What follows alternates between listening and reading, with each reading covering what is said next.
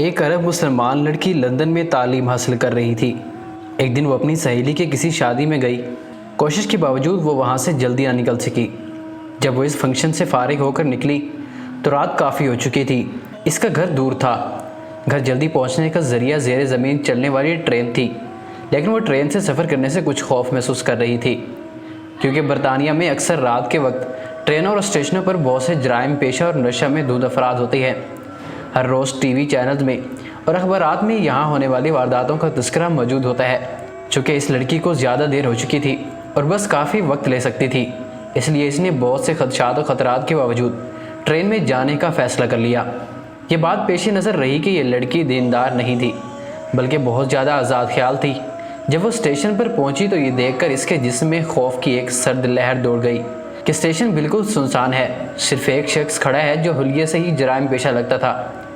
وہ انتہائی خوفزدہ ہو گئی۔ پھر اس نے ہمت کی، خود کو سنبھال کر قرآنی آیات کا ورد کرنا شروع کر دیا۔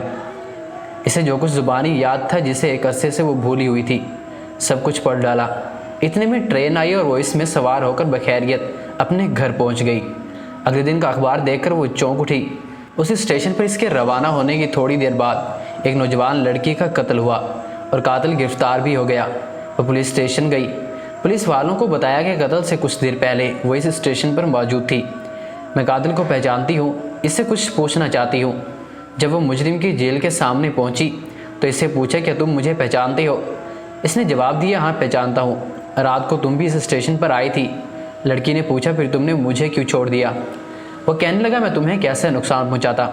تمہارے پیچھے 2 انتہائی صحت مند اور طاقتور باڈی گارڈز تھے۔ یہ سن کر لڑکی حیران ہو گئی۔ اسے یقین ہو گیا کہ قرآن کی آیاتوں کا ورد کرنے کی وجہ سے اللہ کی طرف سے اس کی حفاظت کی گئی۔ وہ واپسی پر اللہ کے شکر و احسان مندی کے گن گاتی جا رہی تھی۔ اللہ کی مدد اور نصرت پر اس کا بھروسہ مزید بڑھ گیا تھا۔ اگر ہم اپنے دل کی گہرائیوں سے اللہ کو پکاریں اور اللہ کی تائید و نصرت پر بھروسہ رکھیں تو ہم اللہ کی رحمت سے کبھی محروم نہیں رہیں گے۔ جب کوئی شخص اللہ کو دل سے یاد کرتا ہے تو اللہ تعالیٰ اپنے فرشتوں کے ذریعے اس شخص کی حفاظت کرواتا ہے۔ ہمیشہ اللہ کو یاد رکھیں اور دل سے اس کا ذکر کریں۔